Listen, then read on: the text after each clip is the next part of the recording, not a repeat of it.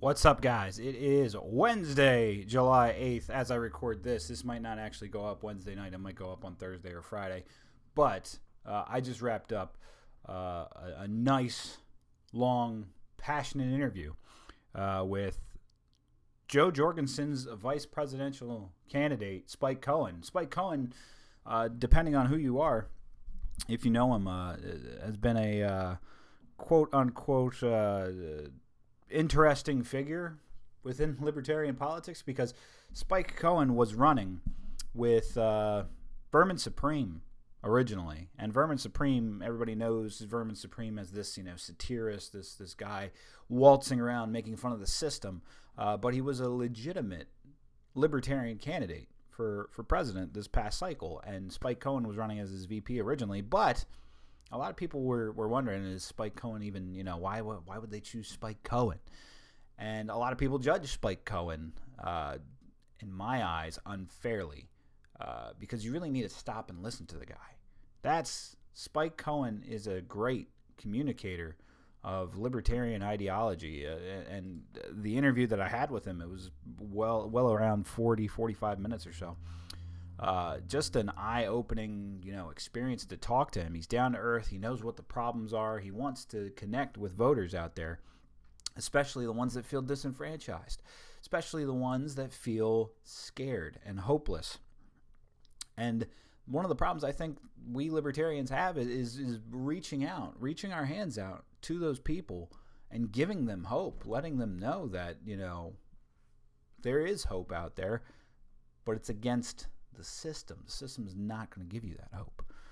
So that's the conversation that's coming up with Spike Cohen. I hope you guys enjoy this, and there's going to be he's going to give you some links to check out not only Joe Jorgensen but himself, their campaign, and how to help them smash this two-party system and this duopoly. Remember, as we're talking about this, we're not talking about just one or two big key changes or anything. We're talking about a whole systemic change, which is what people are calling for, right? People are out in the streets protesting for these things. They're protesting for change, but is it really going to come from the government that caused the problems? That's the million-dollar question. So get ready, tighten your seatbelts, because here comes my guest, Spike Cohen. Spike, how you doing? I'm doing great. How are you doing, man? Doing pretty good, man.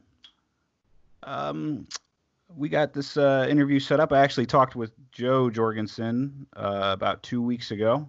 Isn't she great? Scheduled. Isn't she amazing? She is absolutely amazing. And one of the things that I've been telling people, one of the ways that she's so nice, we started late 2 weeks ago, and I was originally only booked to have her for about 15 or 20 minutes. She ran about 10 minutes late and said, "Oh no, you got an hour with me." So, sounds like her. Yeah. Yeah, I had to. It was an amazing interview for me, amazing opportunity to speak with her, and she really is great. And people have been reaching out to me ever since I uploaded that about 2 weeks ago, and have just been loving it and been sharing it around. And I think it's great for her, and I think people are really starting to see her as a candidate and really starting to take a look at her at the more that we move along closer to the election, which I think is important. Yeah, no, it's perfect. It's exactly what we expected. People were going to realize early on that they had two terrible choices in Joe Biden and Donald Trump, and start thinking there has to be something else. There has to be some other option. Even if they've never even looked into third parties before, they were going to say, there's no way that, out of 330 million people in this country, we can only have two options, and they both just happen to be terrible and largely the same. There's no way there can't be anything else. And they're seeing Joe Jorgensen. They're seeing that she, that not only is she a better option, but she's the best option. That she is, even against much better candidates, she'd still be the best option. And especially among these two, it's a no-brainer. So this is what we were expecting, and it's kind of going according to plan. That's good, and that's actually I wanted to build off of that right there, because for a lot of people, third party is new territory for them. This is when people dive into thinking about, I'm not going to vote for a Democrat or a Republican, especially for some reason, especially on a national scale, for a position like the presidency. A lot of people get very apprehensive thinking outside of the box of the two main parties. For you, Have you always been like a third party kind of guy on the outskirts? Did you journey into, kind of being an independent outside of that bubble? How was that experience for Spike Cohen? Oh, I actually used to be a neocon Republican. So, and I've always sort of been, I guess, uh, I was never a huge fan of government, but I did think that, for example, after 9/11, I bought into the whole thing. I bought into the media government lie that, we were attacked because they hated our freedoms and that we needed to spread, democracy and freedom using our military, around the world to the places that just hadn't been liberated yet by the U.S. I mean, that was I truly was one of those people. And it's kind of embarrassing now to say it, but it's true. And I need to say it because one of my biggest things now is to help draw people out of that idea, because I was complicit in encouraging, really bad acts, not just against people overseas, but against the troops that we send to do that, and then bring back who, either in a coffin draped in a flag, or with, coming back with PTSD or traumatic brain injuries, or, chronic pain, or anything else. And, I had my small part in trying to encourage that. Now, part of my, I guess penance, for lack of a better word, is to try to pull people out of that so that we can stop that one day. But no, I fully bought into that. And, I totally believed that, we were doing the right thing over there, and that, we needed to invade Iraq and we needed to stay in Afghanistan as long as it took to bring them into the Western world and all that nonsense. And there was this annoying guy named Ron Paul who just kept saying this stuff that I hated, made me so angry, that 9/11 was blowback for U.S. military actions in the Middle East, and that we had actually helped, the U.S. military had actually at least partially created Al Qaeda, or created the beginning of what became Al Qaeda, and that that it was just never going to end, that there was going to be this constant cycle of war and debt spending and further infringements on our rights here for security theater to make us, pretend that we're safe, even though we're really just having our rights infringed upon by government, and, that we lose our due process, and, trillions of dollars would get spent, and, all the things he's been saying for decades now. And I hated him. I couldn't stand him. I couldn't believe he was saying these things. And every year I'd watch as everything he said was going to happen pretty much happened. And eventually I realized something. That guy was right. And it really made me start questioning myself. So going into around 2006, give or take, I really started looking into it more and more, and realizing that, yeah, no, that's not what they're saying is wrong. And so for a while, I was more of kind of, I guess, a liberty-leaning Republican constitutionalist paleocon type. But I did eventually work my way into, the Libertarian Party, and more importantly, into the Libertarian ethos and philosophy over time, from kind of going from 2006 and over the next few years, evolving, for lack of a better word, into the libertarian that I am now, and the belief that we're not going to be able to change either of the parties from the inside. We're not going to be able to do that. These parties are basically two wings of the same bird, and they are designed to create the illusion of choice, to make us feel like we have choices, when the reality is, no matter which Republican we vote for, we get the same things. We get the same harmful and inequitable and abusive outcomes that we would come to expect from a two-party system built around an ever-growing, ever-expanding government. That sounds like quite a journey through there, and I find a lot of us who are in the libertarian camp kind of started in that little neocon phase. A lot of us, yeah. A lot of us did, yeah. Especially people around my age, in their 30s or so, because we grew up, we were kids when that happened, and and now it's like we've woken up. We're seeing things, for the first time. It's hard to take that step for people to really think back on, I hate to say it in that sense that, everything that I believed was a lie, but, it kind of was. We were lied to. We were scared. I remember when 9/11 happened, I was scared. Is it going to happen tomorrow? Is this the new normal? We're going to get hit every single day. What's going to happen? The number of deaths just kept going up and up and up. And it was like, is this going to happen? Like, is this what things are going to be like? And the media filled our fears. They filled them up. Well, here's why it happened. Osama bin Laden hates us. He wants to spread radical Islam around the world, and he'll stop at nothing to do it. And, we're being shown that our military's gearing up to go and punish the people that did this. And you kind of fall into it because it's comforting that the good guys are going to stop the bad guys. But what we're not told is there are no good guys, or there were no good guys in this. We're sending good people over to fight, but the people in charge there are no good actors on either side. It's all just this cynical chess game, and we're the pawns in it. And it's a tough realization that that's the fact, but it's much less comforting than the lie. But when the lie isn't true, then whatever false comfort you have is giving way to the harsh reality of what it is, whether you like it or not. So it's better to know what the truth is. Absolutely. And I think that plays into what you were saying about the parties too. At this point, I don't understand how anybody thinks the parties are serving their interest at all. Just because you can watch 2016 and you can watch now with the Democrat Party. In 2016, it was a game that was against Bernie. He got some changes in play, but overall, he still remained a very, very small cog in, a big operation that, they didn't need to really honor anything for him. That should be evident with this year because he was just kind of a write-off. They're like, yeah, he's on the stage, but he's not a big deal. Everybody kind of curved towards Joe Biden anyway, and some people blame coronavirus on that. From the get-go, I didn't see it changing from coronavirus.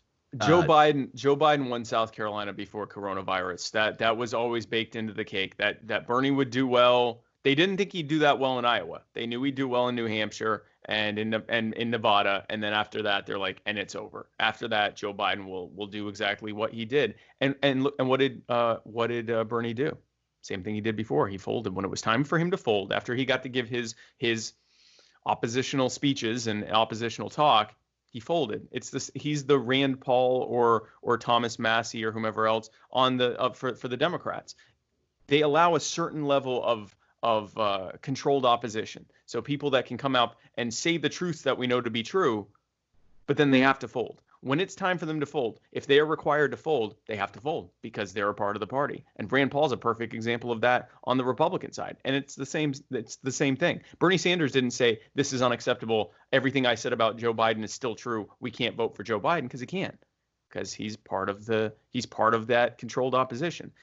All of the choices that you're given have to be within the Republican family. They have to be a Democrat or a Republican. They can be a Liberty Republican, or they can be a New Democrat or a social justice Democrat. We have the AOC and I forget her first name, but her last name's Presley, and Ilhan Omar. All the squad.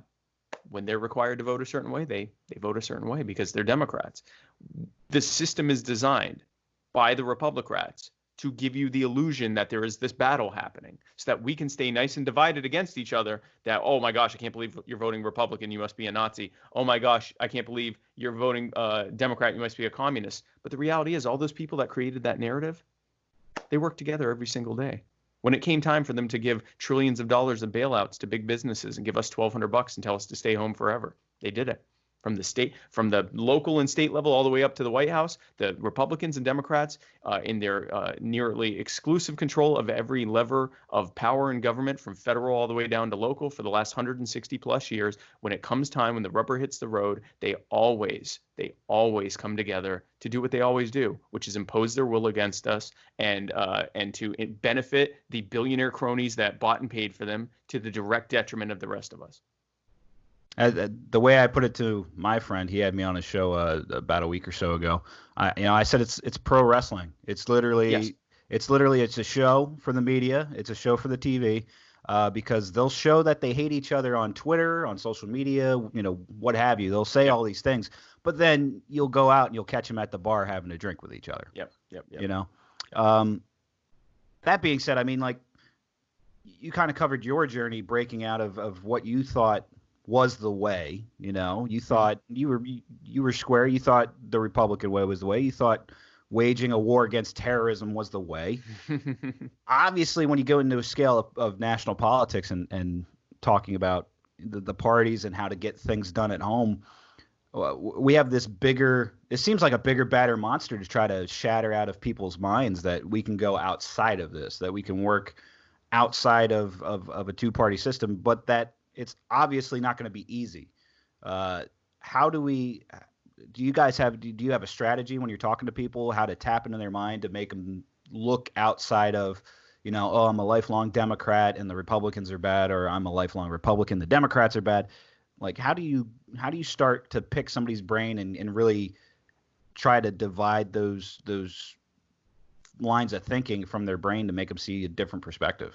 And that's what actually got me the nomination, was demonstrating to our delegates and our voters how I've done that and how they can do it as well, and how we, as from the grassroots all the way up to the top of the ticket, to me and Joe doing it on the national stage, how we do that. We do that by first, and this is true. I learned this in over 20 years of owning and operating and growing successful businesses. So this is both leadership and communication skills. The way that you reach someone who has a different opinion than you, or you're trying to bring them over to your side on your opinion, you have to meet them where they are, in their spaces, but more importantly, from their precepts.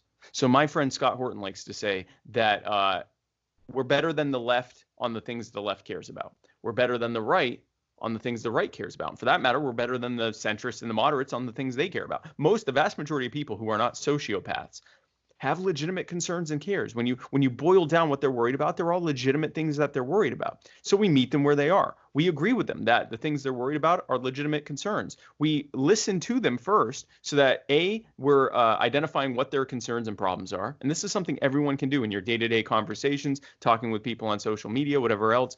You identify people's concerns, but also while you're identifying their concerns, what they're seeing is you're demonstrated that you're listening, you care about them, you're empathetic, and you're a trustworthy character. Once those things have happened, then you can empathize with them. You can say, listen, you are absolutely correct. These things are messed up, and they're terrible. And you can say the Republicans and Democrats have imposed this upon us. And if you have some knowledge on the subject, you can tell them exactly how it's happened, how they have done these things and created the problems that they're now worried about, whether it's healthcare, education, student loan debt, the economy, immigration, whatever else. And then from there, you can take them on the journey for how common sense libertarian solutions would fix these problems that were created by the Democrats and the Republicans. So it's not about saying, well, yeah, you're a Democrat and you think government should be bigger, but yet you think, police brutality is bad, but that's because of bigger government. What do you have to say to that? That's not how it works.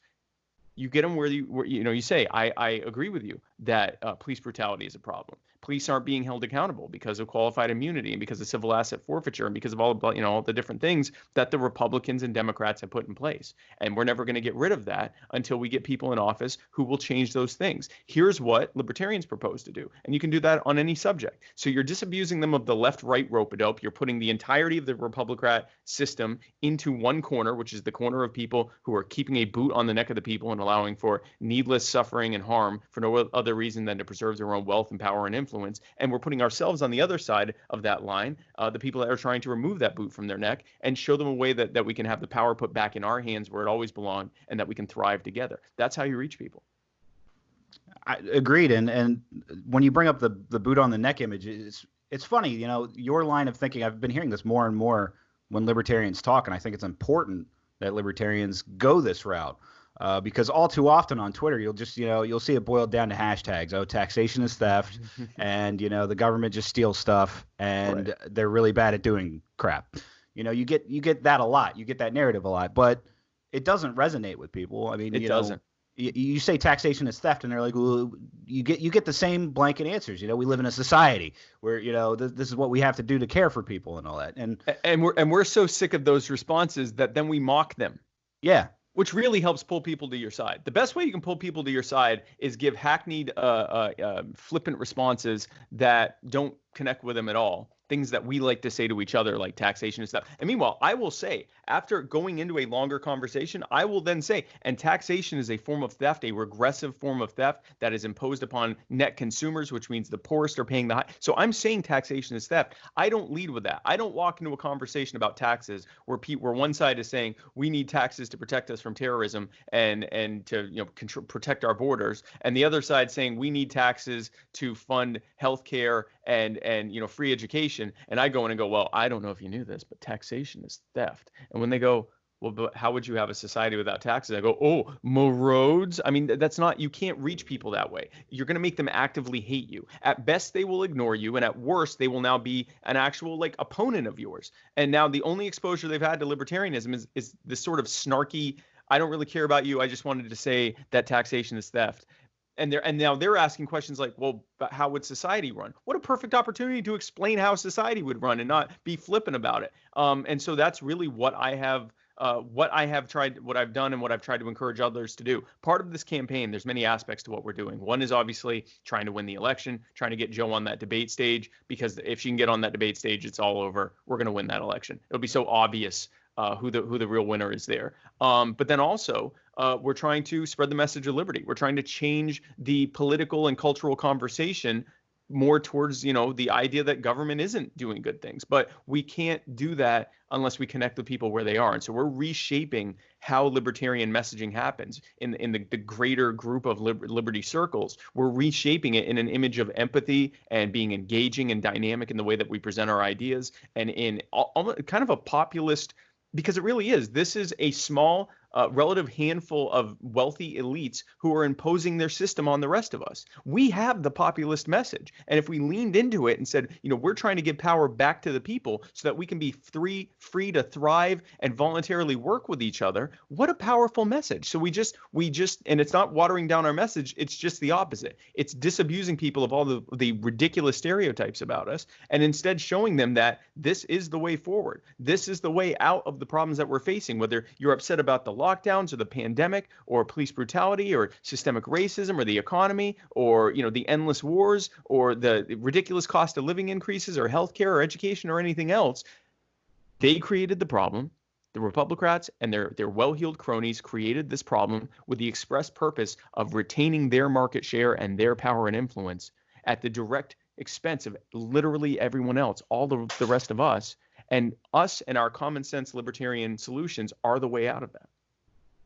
That's do you think that's been a problem with libertarian messaging prior to now? Just this, this approach of I'm going to dunk on people, Libertarians, and I was one of them, which is weird because I spent so much time in business using the kind of methods I'm talking about to, get business from people and to, network and to grow my company and all of that. But then when it would come to politics, I fell into this trap that we often do. Many libertarians are convinced that if we could craft the perfect argument, the perfect libertarian argument that had no holes in it, no one could challenge it. And then we present these arguments to the public and we go, there's our argument. And we expect people to look at it and go, oh, that argument is so logical. I can't even begin to see a way out of this. Facts clearly don't care about my feelings. I am definitely a libertarian now. That's what we expect. And what happens instead? It's just perfect. It just happens. And so what we expect this magical thing. Instead, what happens is we present this very well-crafted argument, and someone looks at it and goes, yeah, but what about my kid's education? And we go, what do you mean, what about your kid's education? You own yourself, and if you aggress upon others, we're not connecting with people. Everyone processes information with a combination of intuition, intellect, and emotion. And we all process things differently, and not just individual to individual, but from subject to subject, day to day. It's a very fluid thing how we process things.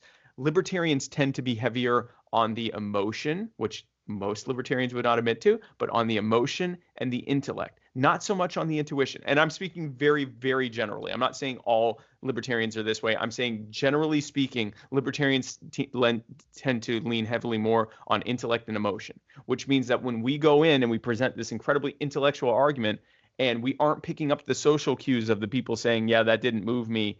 I have legitimate concerns about my family, and this doesn't address any of that. We get very upset. And then we emotionally respond with all of our snarkiness and everything else. And it doesn't work. And there are many libertarians who are fantastic at it, but unfortunately there are some that aren't. And because we don't have the media on our side, because we don't have, government boards of election on our side, because we don't have the system on our side, we can't afford to be jerks sometimes. We can't afford that. We have to be dynamic and engaging and empathetic. Pretty much we have to be batting not necessarily 1,000, but we have to be batting a lot closer to 1,000 than the statists do, because they have everything on their side. They have the momentum on their side. They have the inertia behind them. They have the entirety of the corporate media behind them. They have everything behind them. They have all of the messaging behind them. We have to operate within their circles and from their precepts and bring them into our side, because our way is right, but we have to connect with people first. Absolutely, and it's like swallow the pride and realize that this isn't just an easy, let's just turn them over. It's kind of like a walk towards it's a walk there. It's a walk, and it's not a debate. And we treat it like a debate. We're very good at debating. But it's not a debate, and most people don't want to argue. You'll see that all the time on Facebook. People will go, "It's just my opinion. I don't want to argue about it." And then we'll argue with them. It's like they just said they don't want to argue about it. And I forget who it was. I think it was one of my followers on one of my shows said, "I don't know that I've ever won a debate, and I don't know that I've ever lost a conversation." And that really hit me, because that's ultimately what we're doing. Let's have conversations with people, even if they walk away saying, "You know what? I don't really agree with you. I think that I think you're wrong, but it sounds like you at least, come from a good place." You've planted a seed. They're now at least willing to listen to what you have to say instead of dismissing you outright. And other people who are watching this, because anytime, especially online, that you're communicating with someone, there could be dozens or hundreds or even thousands of other people on some of these public posts that are watching this, saying nothing. They're just lurking and watching this. And if they see you being reasonable and being and operating in good faith and good cheer, that reflects well on everything you're saying and everything that you believe. Even if you don't get the person you're talking to, there are many more that you may never know that you get. There are many other seeds that you may be planting that you'll never know of. So you just have to operate within those circles. So that's how it works. You were mentioning your media, Muddy Waters Media, correct? Yeah. So 3 years ago, I decided to retire from my company, from my web design company, and focus my life full time on spreading the message of liberty to a public that often hadn't heard of it. Because I knew if we were ever going to win at a electoral or political stage, we had to win the cultural stage first. And so to that end, I became the host of My Fellow Americans and the co-host of the Muddy Waters of Freedom and the co-owner of Muddy Waters Media. And that's what we do. We use an entertaining and engaging and dynamic way of reaching people really outside of libertarian circles. We have sort of a topical show that's geared towards people who just want to have a fun laugh and have a good time. And then we hit them with libertarianism once they're in there. I got you. And that kind of plays into, because originally you were running with Vermin Supreme, correct? Yep. As his VP nominee. Mm-hmm. So a lot of people know Vermin Supreme for his years of work that spans far beyond when he joined the Libertarian Party. For that, I mean, a lot of people, I guess it depends on your sense of humor, depending on when you see him, because some people are like, "Oh, this guy, he's just being a wacky, funny guy playing off of it." But and I kind of was this way a little bit into this election cycle. When I saw that he was a libertarian candidate, I thought, no way. I thought he just goes around and trolls stuff. And then I listened to him in the debates, and he took the boot off the head and all that, and he actually started presenting the ideas and all that. And I thought, has he been doing this whole time? And I just kind of saw the gig and the gimmick and never looked deeper than that. I mean, have you guys? I think you've taken that part of that strategy, at least anyway, and applied it to yourself. And talk a little bit about that. Yeah, so part of the reason you didn't get the gimmick is he wasn't doing it for you. Right. He was doing it. He has figured out a way using this kind of nonlinear satirical form of messaging to reach people who are so disgusted with politics, they don't want to talk about it. They don't want to hear from a politician. They're not going to watch a political podcast. They're not going to listen to talk radio. They're not engaged in politics. If they're at a dinner table on Thanksgiving and people start talking politics, they get up and walk away. They are disgusted with the whole thing. And if you listen to the reasons why they don't vote, they're that 40-something% of Americans who didn't vote in 2016, which is kind of the average between 40 and 50% who don't vote. And if you listen to the reasons why they don't participate, it's because they think government's out to get them. They think the whole system's rigged and it's a joke, and that it doesn't matter which politician you vote for, they're all going to do the same thing. They're all liars. You can't trust anything they say. This is what we say. This is libertarian stuff that they're saying. And if we could reach them, they could find out that, the Libertarian Party agrees with them and we're trying to change that. And they could join and become libertarians. But they don't want to hear from anyone. If I show up and I go, "Hi, I'm Spike Cohen and I'd like to talk with you about radical self-ownership," and they've already turned me out. I'm a politician. They don't want to hear from me, right? So, but someone like Vermin, who is, being funny and being satirical and being outrageous and you know, has to catch your attention. You can't not pay attention when he's doing something. A lot of people look at that. Some people look at it and go, what was that? Some people look at it and go, oh, that's hilarious. I totally get it. He's making fun of the whole thing.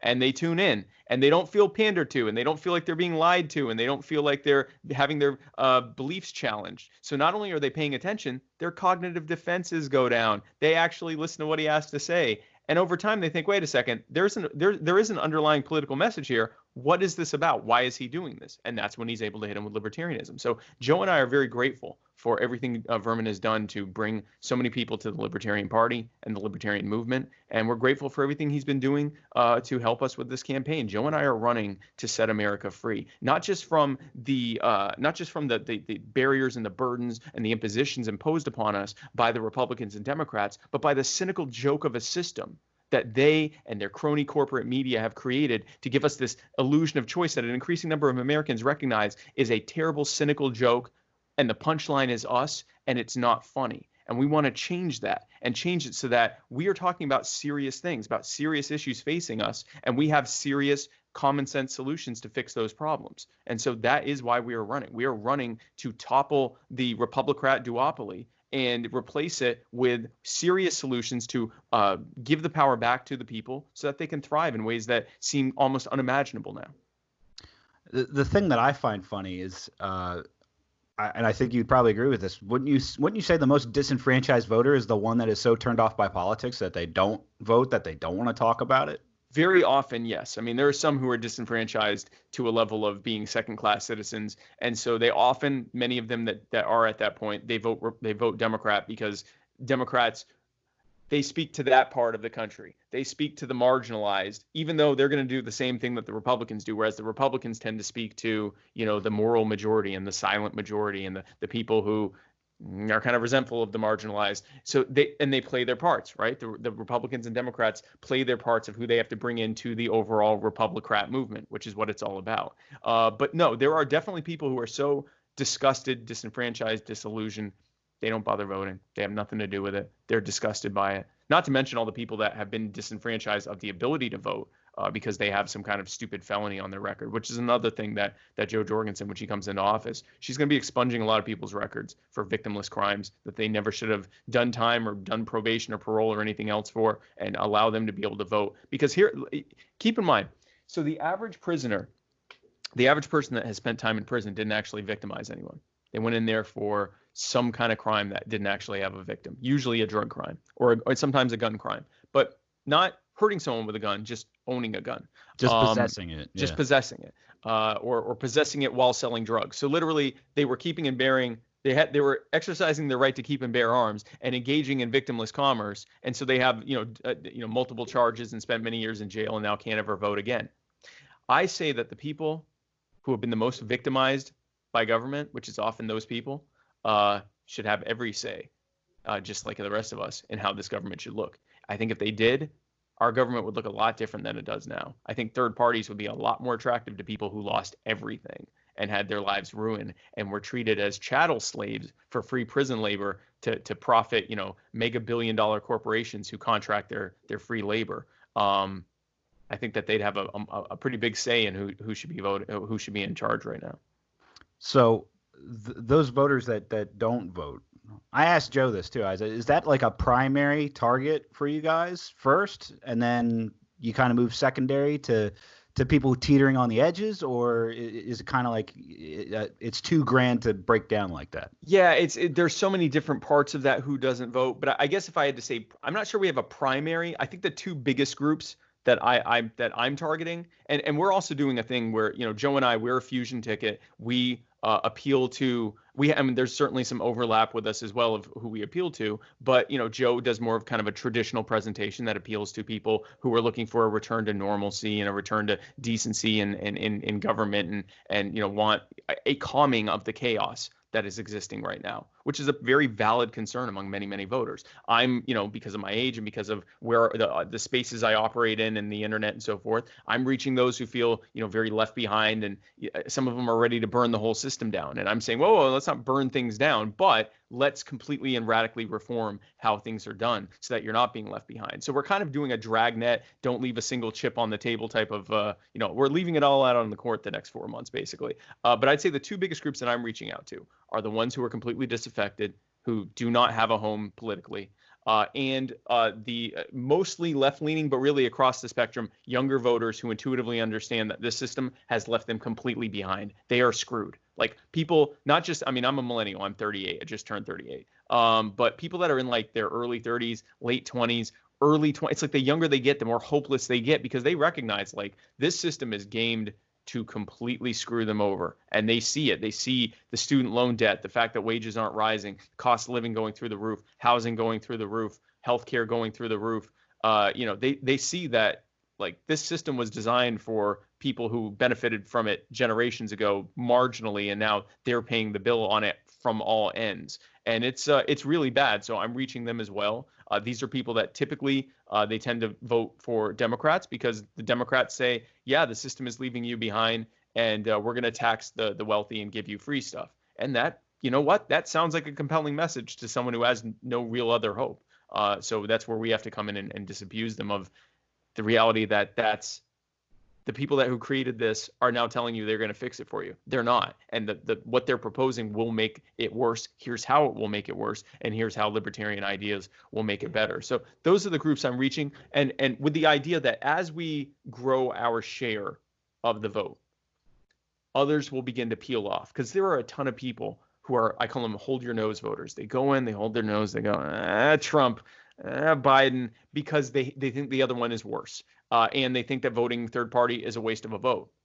But if we get, enough of the other people who don't care if we win or not, they're just voting for us because we're the only viable option to them. If we get enough of them, now we have a chance to win. And now a lot of those people will say, whoa, now we have a chance. Now this third party has a chance, and I like them a lot more than my other two options. And you will see a real dogpile happening on our side as a result of that. So, we're reaching everyone, but I would say mostly disaffected and especially younger voters are kind of my main targets.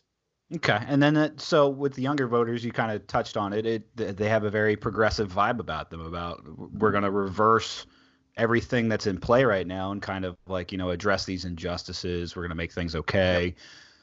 So it's very easy to fall into that, because for me, at least anyway, when I politically evolved, I started off as that George W. Bush, let's go get the terrorist Republican. Right. And then I voted for Obama in 2008.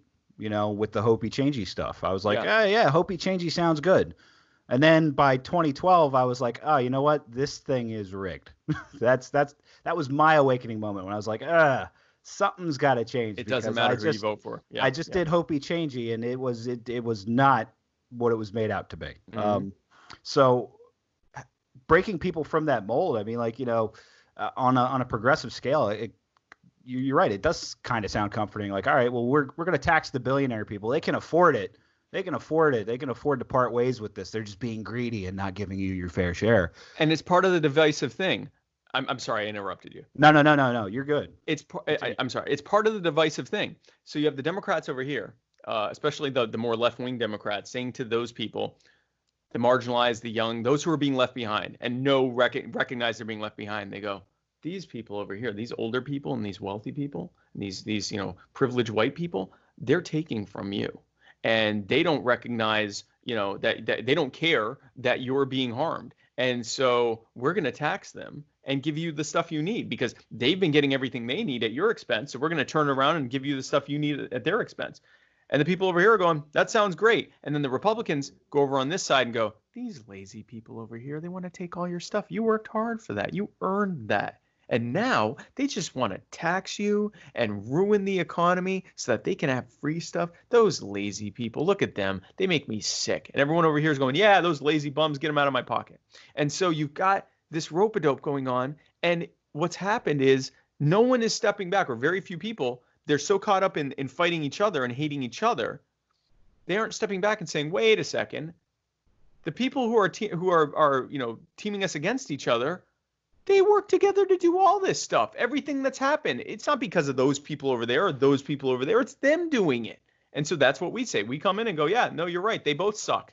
They're both terrible. And they're both doing these terrible things. And then we lay out what, how their policies have created this, how their healthcare policies have led to massive increases in cost of healthcare and reductions in affordable access, how their wartime policy has led to an epidemic of soldier and veteran suicides and addiction and homelessness, how their so-called war on poverty has led to record high homelessness and record high poverty, how everything that they touch gets worse by design because they want to keep us desperate and dependent and scared and anxious and resentful of others around us and just mad and angry. Because if we're mad and angry and we're more kind of emotionally driven and always dealing with a combination of fear and anger, then we're less likely to be able to kind of step back rationally and say, wait a second, they're doing all of this. They're the puppet masters that are doing all of this. So what we do is we kind of quench that. We kind of help extinguish that fear and that loathing by saying, yeah, your concerns are valid.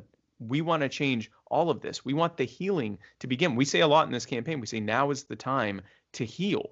And that's not just a pander. It's the time to heal from the damage that has happened. And here is how we propose doing that. And instead of falling into a, Trump bad, Biden bad thing, we just say the whole system is rigged. All of them. They're just emblematic of the entire system. The entire system was designed to treat us this way to benefit a very small handful of very wealthy and powerful people. And we propose dismantling all of that. And obviously that plays into what we're seeing going on right now with protests, statues being torn down. Like the narratives, it's kind of crazy to me because we know they're in control.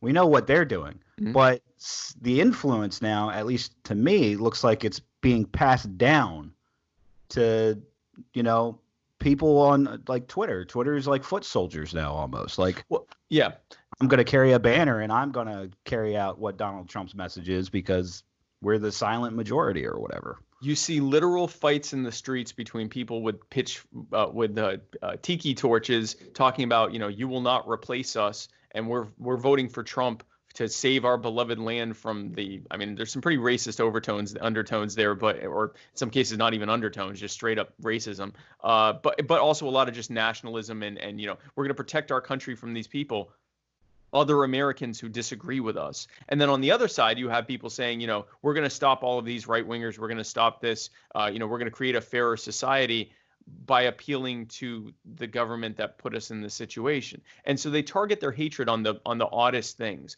Aunt Jemima on a bottle. Now, let me say this. I know the history of I've read up on the history of Aunt Jemima. I see why it would be offensive. I have no problem with the fact that I think Quaker Oats, who owns the brand, the Quaker brand or whatever, decided not to have it anymore. But that's not going to change anything. The Confederate statues and the statues of slave owners and colonialists and all of that, I can get if being Jewish, is that similar to a statue of Hitler? Yeah, I guess if you are, someone who is from a people who were harmed and oppressed and marginalized by those people, it's similar. And I probably wouldn't like that statue anyway. And for that reason, I'm not terribly upset if it goes away. I'm not really a big fan of government taxing people to pay for upkeep of statues anyway. But again, that won't change it. We can tear down all of those statues. And whether that in and of itself is a good thing or bad thing, it's not going to change anything. If police are still not being held accountable, if government officials are not being held accountable, if we are not federally defunding the militarization of the police force, if we're not ending the war on drugs and we're not ending the sending of millions of Americans every year to prison for victimless commerce and using them for free prison labor and then, disenfranchising them from being able to vote or own a weapon and unless they have tens of thousands of dollars or even hundreds of thousands to have their records expunged. That's what matters. That's the immediate harm that's being done. It's not to say that you can't be against a Confederate statue. That Confederate statue isn't what's actually oppressing you. It is the Republicans and Democrats who are oppressing you. And if they keep distracting you with this stuff, even if those things are important, if they're distracting you from what is really happening, then that's the problem. And that's where libertarians have to come in. And that's why Joe Jorgensen and I are fighting every single day to, to set America free, to end the wars, to bring the troops home, to end the war on drugs, to get government out of healthcare and education, and put the power back in your hands so that costs can go down and access can go up and you can have more say in your future so that you can, thrive and live a better and happier and healthier life. Basically, I always get to this, but basically, this isn't just a vote for this campaign and these these four key things change or whatever. It's a whole systemic change. It's a holistic change to every single aspect. I always have a hard time when people say, what are your top 3 subjects? And I'm like, and so I'll pick, the top 3, but it's because we haven't even got, and we don't have time to, but we haven't even gotten into the Fed, how this all feeds into the Fed, endlessly funding all of this at our expense, both in terms of, constant debt being run up that the Fed is, getting treasury bonds from the government, and also in the fact that they're constantly reducing the value of our currency by printing out endless new money. It all feeds into each other. And so you can't really say, well, we just need to fix healthcare and we need to fix education and we need to fix the war on police accountability. And that'll be it. It's a whole holistic thing. It all feeds into a system that has been in the making for, well over 150 years. It's going to take a full dismantling and a full reformation of how things are being done in a way that will have immediate, profound benefit to the average American. And the only people that will suffer, for lack of a better term, is the extremely well-heeled, wealthy people who, they'll still be billionaires. They just won't, get to continue becoming richer and richer and richer and owning more and more and more of the overall wealth in this country at everyone else's expense. They'll have to actually just stay, the billionaires they are right now. And that's the harm that will be done, is that, some of these billionaires won't be able to become even richer. And the rest of us will directly benefit. And not through some kind of wealth redistribution, but by simply removing the barriers that they put in place that are preventing us from being able to thrive. Absolutely. You are right on time. We got to start getting ready to wrap it up. So is there any subject, anything that you wanted to add in here that we have not discussed? And then you can go into where they can find you, Joe Jorgensen's campaign, and how they can help out you guys as well. Yeah, absolutely. I'm someone who could spend another several hours talking about every other thing that needs to be done. But the bottom line is that Joe Jorgensen and I are fighting to set America free. And with your help and support, that's exactly what we will do. So if you like what you heard and you want to hear more and you'd like to join our team, I invite you to go to joj2020.com. That's joj2020.com. Fill out our volunteer form. You can become a volunteer and join our team. We have a contribution button. If you're able to make a donation, there's a big donate button at the top. We'd appreciate anything that you can give. You can follow us on social media. If you look for Spike Cohen or Joe Jorgensen on Facebook, Twitter, Instagram, YouTube. I'm on TikTok. If you look for us, you'll be able to find us. I invite you to follow us there and share any content that really speaks to you. Let your friends and family and colleagues and loved ones know why you're a libertarian, why you support our ticket, why you support libertarianism, and why you think it's the best way forward. And with your help and your support and your vote this November, we will begin the process of undoing the harm that's been done by the Republicrats and replacing it with the healing that will come from common sense libertarian solutions. And Fritz, I thank you for your time. Spike, thank you for coming on the show. Thanks for presenting your message. Absolutely. Thank you.